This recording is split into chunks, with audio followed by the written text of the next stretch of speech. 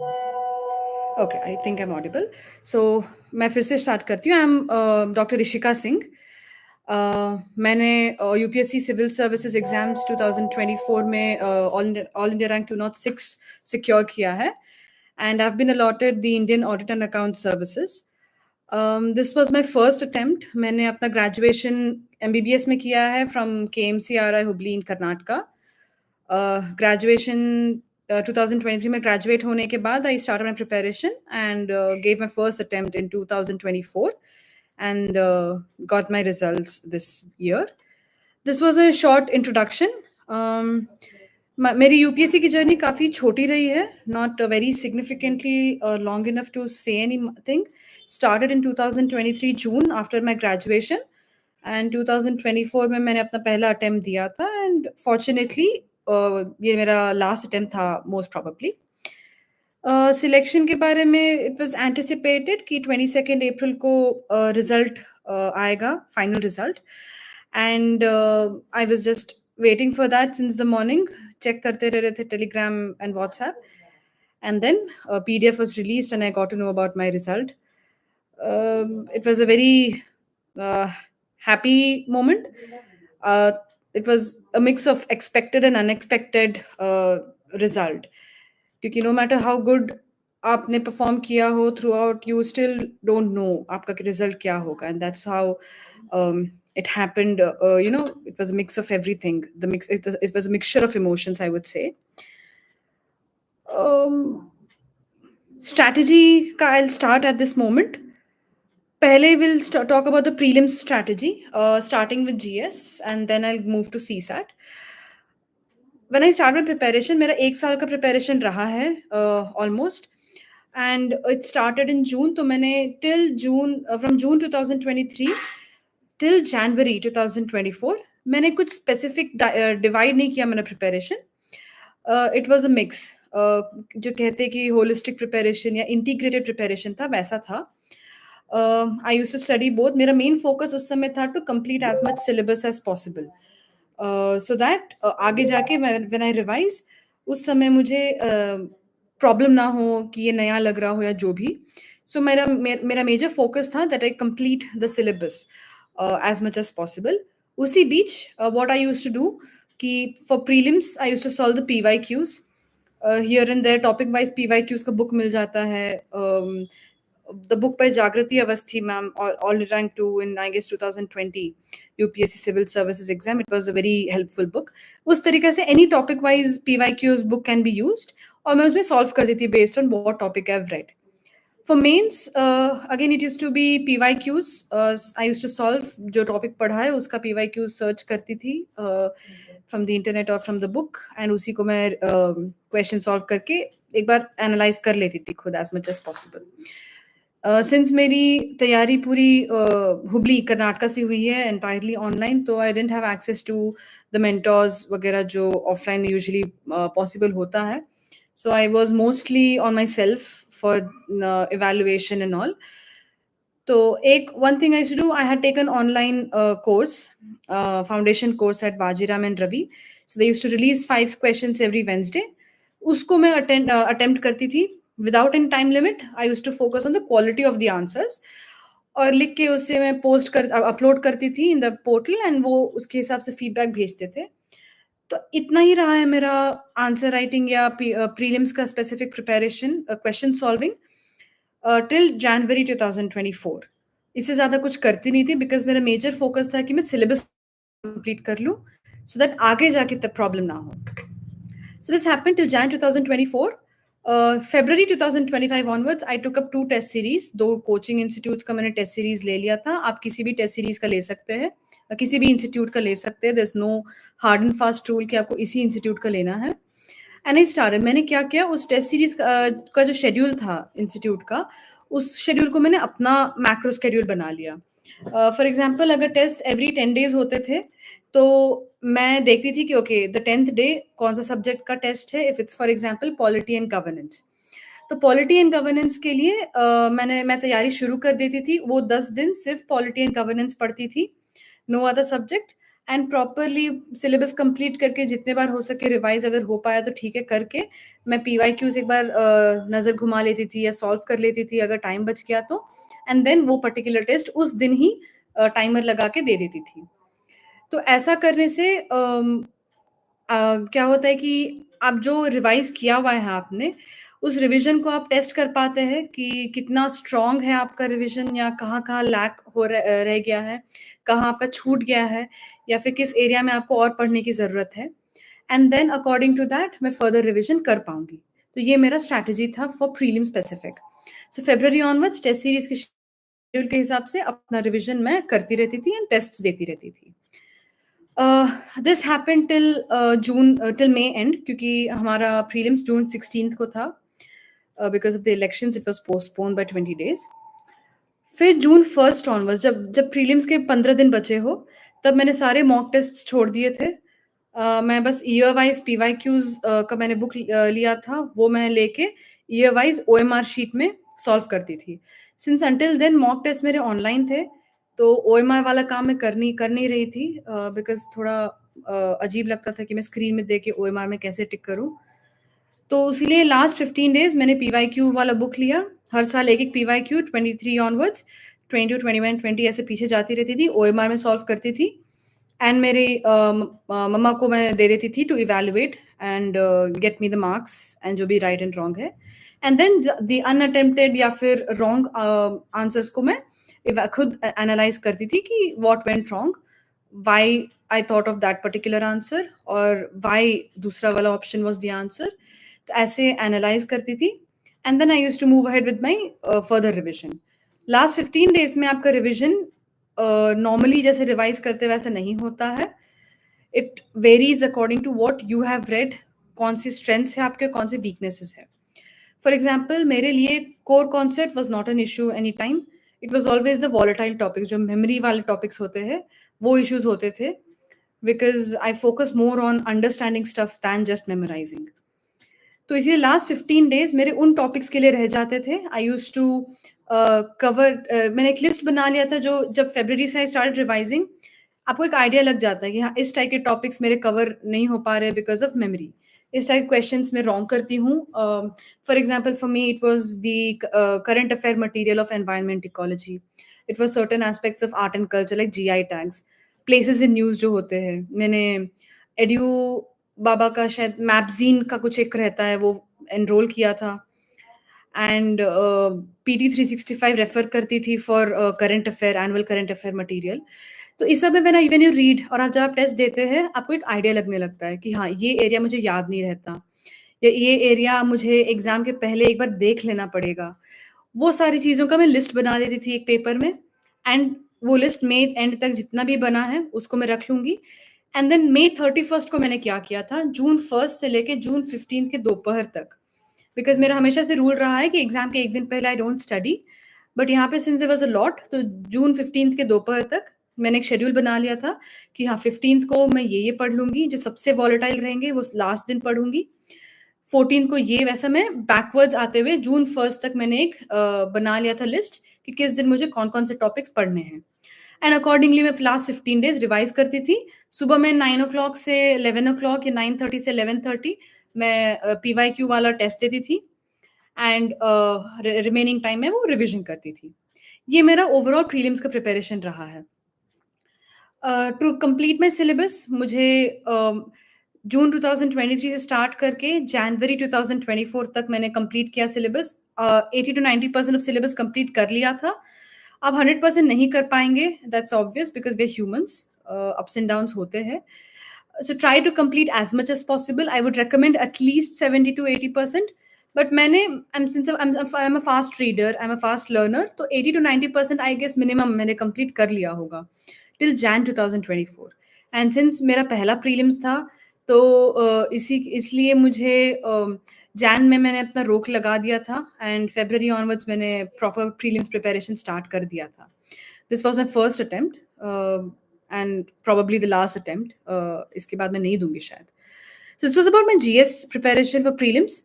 Coming to CSAT, CSAT का preparation I always knew कि मेरा मैथ्स और इंग्लिश स्ट्रांग है एंड आई न्यू कि मुझे उतनी मेहनत नहीं करनी पड़ेगी। बट स्टिल 2023 का प्रीलिम्स का पेपर जब मैंने देखा था, मुझे लगा कि सीसैट को आप इग्नोर कभी नहीं कर सकते, no matter how strong you are in maths and English, थोड़ा बहुत सीसैट पे ध्यान देना पड़ता है। And since again it was my first attempt, I didn't know कि सीसैट में कितना अच्छे से कर पाऊंगी, even though I am strong at it. मैं हर हफ्ते सैटरडे को शाम 5 बजे से 7 बजे 2 घंटे मैं सीसैट का टॉपिक वाइज, मैंने एक बुक ले लिया था अरिहंत का, तो सीसैट का मैं क्वेश्चन सॉल्व करती थी। I did this again till I guess February। उस समय सारे institutes free open mock test organise करते हैं, तो मैंने ऐसे विजन का and 1 or 2 institutes, I don't remember, free वाले मॉक टेस्ट मैंने सीसैट के अटेंड किए। एंड मैंने ऑब्जर्व किया कि हर बार मुझे एटलीस्ट 120 मार्क्स आ रहा है, तो this was a safe score for me because मुझे 67 ही लाना था, I am scoring more than that. तब मैंने क्या किया कि ओके मुझे सीसैट के लिए अलग से मेहनत की ज़रूरत नहीं है। फेब्रवरी में आई गेस मैंने सीसैट को स्टॉप कर दिया था एंड मैंने प्योरली जीएस पे फोकस किया था, बिकॉज जीएस मेरे लिए नया था एंड आई डिडंट नो कि मैं जीएस में स्ट्रांग हूँ कि वीक हूँ। तो अंटिल मई मैंने जीएस किया and then again May 15th onwards फॉर्मूले देखना, थोड़े क्वेश्चन सॉल्व करना सीसैट के मैं देखती थी एंड पैसेजेस थोड़ा बहुत यहाँ वहाँ सॉल्व कर लेती थी, so that I am not new to it entirely on the day of exam. तो that's what you have to do, no matter how strong you are, थोड़ा बहुत टाइम दे to look at the basic formula and everything, and then last में आप थोड़ा बहुत ध्यान दे so that you don't get back to it completely as a new person। तो ये मेरी सीसैट की तैयारी थी, बहुत छोटी सी थी, नॉट मच, बट स्टिल थी। You can not keep it at zero, आपको थोड़ा बहुत सीसैट का भी प्रिपरेशन करना रहता है। उसके बाद मेंस की तैयारी मैंने कैसे की, मेंस की एज सच जैसे मैंने पहले कहा, आंसर राइटिंग कुछ खास किया नहीं था उस समय तक, बिकॉज मेरा मेन फोकस सिलेबस कंप्लीशन पर था। तो उसीलिए मेरा एक्चुअल मेंस प्रिपरेशन स्टार्ट हुआ after prelims. So until then my my mains preparation was focused only on completing syllabus and writing a few answers from the previous year's questions. Only after prelims did I start answer writing. I took a test series from one institute, मैंने ज़्यादा नहीं लिया, and उसके schedule को मैंने अपना schedule बना दिया, and I went ahead with what they had. अगर 5वें दिन को there's a test on polity and governance, so this coming 4 days मैं सिर्फ polity and governance पढ़ूंगी, covering the static part, the current affair part, and मैंने एक institute से mains content booster लिया था, some 500 rupees subscription था, लेके I used to refer that for all the data and current affair stories or the keywords or anything of that matter. तो वो मैं पढ़ती थी and then 5th day I used to take the test sincerely, timer लगा के। For example first test जो मैंने दिया था 3 hours में I couldn't finish the test, I had 3 questions left out at the end of the time allotted, so I stopped at that point and gave my paper for evaluation. So आपको एक clear answer evaluation मिलता है where you get to know कि हाँ I left 3 questions and तब मेरे इतने marks है, एंड देन उस क्वेश्चन के आंसर को मैं अलग से मैंने लिख लिया था एंड खुद ही मैंने एक एनालाइज कर लिया था। सो ऐसे मेरा मेन प्रिपरेशन था। It was filled with static, it was filled with the annual compilation, आप किसी भी इंस्टीट्यूट का रेफर कर सकते हैं। सिंस मेरा पहला अटेम्प्ट था, आई डिडंट नो मच अबाउट कौन से इंस्टीट्यूट्स के अच्छे होते हैं खराब होते हैं। मैंने टॉपर्स वीडियोस देख के मेंस 365 यूज कर लिया था, आई रिवाइज्ड दैट, एंड शून्य आईएएस का मेंस कंटेंट बूस्टर होता है, वो मैंने सब्सक्राइब कर लिया था। So it was a mix of these 3 things, static, current affair from the annual compilations, and the value addition with the help of any content booster. ये overall था मेरा जीएस का preparation for all the subjects, be GS 1 2 3 4। Ethics specially मैंने मेरे class के notes थे since मैंने foundation course attend किया था, एंड मैं उसी रिवाइज करती थी, and every day I guess मैं एवरी डे और alternate day I used to write one theory question, either a code or a basic question, and one case study, जिससे मेरा टाइम भी मैनेज हो पाए। उस समय मैं पहले initially for the first month मैंने क्वालिटी पे फोकस किया था, एंड लेटर ऑन मैंने टाइम पे भी ध्यान देना शुरू कर दिया। तो ऐसे एथिक्स का प्रिपरेशन था। ऐसे अकॉर्डिंग टू मी मेरा ऐसे बहुत वीक था। पिछले प्रिपरेशन के समय में with the 1 year time before prelims मैंने 1-2 ऐसे लिखे होंगे and they were horrible, embarrassing. तो इसीलिए मैंने एक ऐसे मॉड्यूल ज्वाइन कर लिया था। ऑल द ऐसे courses are very good I guess. Again मुझे आइडिया नहीं था कौन सा ज़्यादा अच्छा है खराब, तो मैंने जो मेरे सामने दिखा मैंने वो ले लिया था। एंड उन्होंने कंटेंट प्रोवाइड किया था, फॉर्मेट प्रोवाइड कर दिया था, and I just stuck to that, state stuck to it. आगे ज़्यादा आगे पीछे मैंने नहीं सोचा उसके बारे में, and I went ahead with that preparation. And that's what my essay preparation was. Coming to optional, मेरा ऑप्शनल था medical science. The main reason for that choice कि मेरा ग्रेजुएशन वही था, मैंने 5.5 years MBBS में वही पढ़ा है, एंड बहुत अच्छे से पढ़ा था। I had scored well through out my MBBS, and उसकी वजह से I had great confidence. Plus जो हमने पढ़ा था 5.5 years में, आई रियलाइज कि the syllabus in UPSC is just 50 to 60% of that. तो मेरे लिए प्रिपरेशन ईजी हो जाता है rather than studying a new subject like anthro. So that's why my advice to anyone choosing optional at this moment will be choose your optional based on two reasons. First, आप अपना graduation का subject देखें. Whatever your graduation subject is, if it's there in the UPSC list, then first look at the syllabus. आप syllabus देखेंगे, you'll get an idea कि आपने कितना topics जो मेंशन है, थीम्स जो मेंशन है, आप कितने वेल वर्स्ड हो। इफ आप कॉन्फिडेंट हो कि हाँ मैंने ये सब पढ़ा है, ये सब मेरे लिए जस्ट एक रिविजन का पार्ट रहेगा, then go ahead with your optional subject. Marking पे ज़्यादा ध्यान ना दे, बिकॉज कभी कभी कोई सब्जेक्ट स्कोर अच्छा ला देता है, कभी कभी द वेल स्कोरिंग सब्जेक्ट्स भी आपको गिरा सकते हैं, क्योंकि वो बहुत सब्जेक्टिव रहता है इवैल्यूएशन एंड आंसर्स।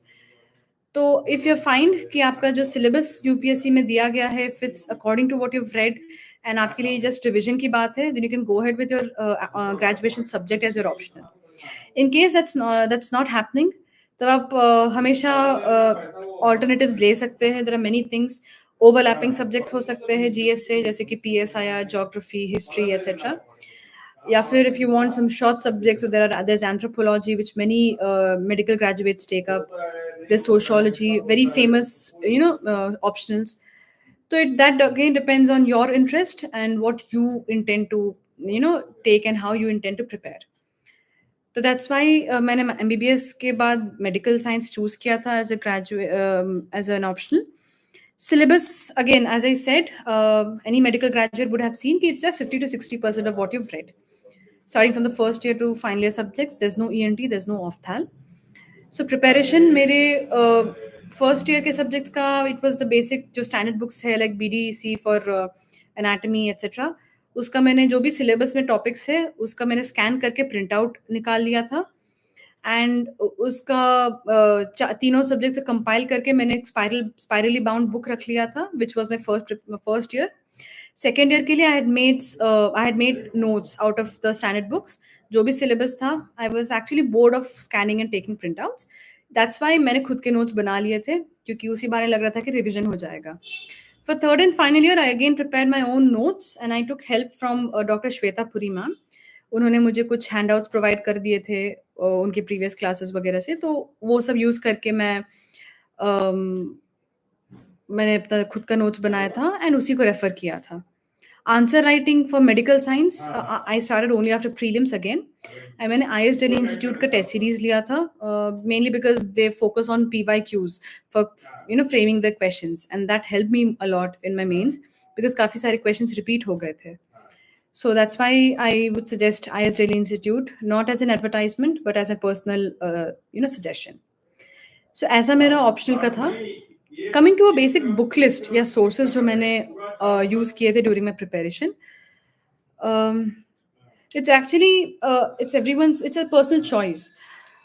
मेरे book list मेरे एक दो friends को पसंद नहीं आते हैं, because when I was new to this journey, I had no help or support from anyone from this area. तो मुझे जो भी करना था खुद सोच समझ के करना था, तो जो भी टॉपर्स वीडियोस देख के मैं अपने डिसीजन लेती थी। तो फॉर एग्जांपल हिस्ट्री के लिए, एंशिएंट एंड मिडिवल के लिए मैंने क्लास नोट्स रेफर किए थे। फॉर मॉडर्न मैंने spectrum, the most popular book जो है यूज़ किया था स्पेक्ट्रम। वर्ल्ड हिस्ट्री के लिए क्लास नोट्स मैंने बनाए थे अपने। Geography के लिए, for physical geography, it was the class 11 NCERT, and I added my notes to it, whatever topics are not covered in NCERT. फिर Politically, it was Lakshmikant, again the most popular book that people use. Then human geography के लिए it was yellow book by Vajiram because मैंने वहाँ foundation course किया था. Social issues and social justice के लिए again it was my class notes. Governance के लिए class notes. For economy, I had attended Mrinal Patel sir's class in 2023 when I was in my internship. And मुझे उनका class काफ़ी set हो गया था. उनके नोट्स भी जो हैंडआउट्स वो प्रोवाइड करते हैं वो मैंने उस समय प्रिंट आउट निकाल के रखा हुआ था. तो I was very much comfortable with what he had taught, जिसकी वजह से मैंने कोई और क्लास नोट्स या कोई और बुक का रेफर नहीं किया. उनके handouts were 900 pages long, but I still found that easy enough to cover than reading a new book.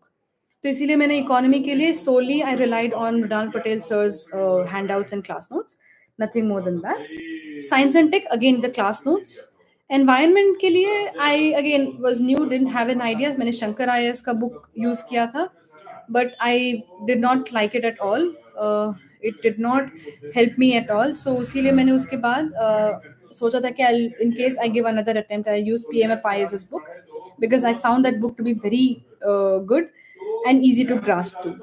तो वो ethics के लिए again class notes. This was a basic source और book list जो मैंने follow किया था. I would suggest आप कोई भी book follow करें, it's up to you. Not everyone likes Lakshmikant, not everyone likes Spectrum, but जो भी book आप use करें, stick to one book per subject. That's a basic thing that I followed throughout my preparation. तो उससे क्या है, you won't get distracted. अगर आप डिस्ट्रैक्ट नहीं हो पाएंगे तो आपका फोकस प्रिपरेशन रहेगा, जिसकी वजह से आप एक ही चीज को 10 बार रिवाइज कर पाएंगे. अदरवाइज आपका रिविजन जो है स्कैटर्ड रहेगा एंड लास्ट में you might suffer if you are not ready with the kind of preparation that you have done. So keep this in your mind कि आप जो भी बुक पढ़े, जो भी सब्जेक्ट के लिए चूज करें, एक book, one basic book for every subject that you read. Coming to mains answer writing, I'll repeat कि मैंने mains answer writing proper time limit वाला 3 years वाला थिंग कभी नहीं किया था before prelims. It was only 1 or 2 questions here and there, जिसमें मैंने अगेन टाइम पे फोकस नहीं किया था. I focused on just writing good quality answers. तो मैं actual answer writing started after prelims. तो मेंस में आंसर कैसे फ्रेम करे is a question that many people have, and how to start answer writing as a beginner is what most people have in their minds. That I had too, the question, when I started my preparation. So when you write mains answer, any of the answer, पहले आप ensure करें कि आपने उस topic को पढ़ा हो अच्छे से एक बार at least. For example, if I've read about Buddhism, मैंने 2-3 toppers videos देखे थे where they have given an idea about answer writing. तो I got a basic idea कि मुझे एक introduction लिखना है, एक body रहेगा, and then there'll be conclusion. Introduction में you start with either a definition if it suits, or you start with some origin, or you start with some data that is related to that particular question, the main element of the question. फिर आप जो question में पूछा गया है वो main answer आप frame करेंगे as a body, and then there'll be conclusion which will be again relating to the main element of your question to your answer or something in that matter. तो उस हिसाब से मैंने किया, एक नज़र घुमा लिया था. For example, if I'm reading Buddhism, I've done Buddhism as a topic, and then उसके बाद में I have to write an answer. तो मैं PYQs ढूंढती थी कि if there's any question on Buddhism. So I found, for example, a question on stup.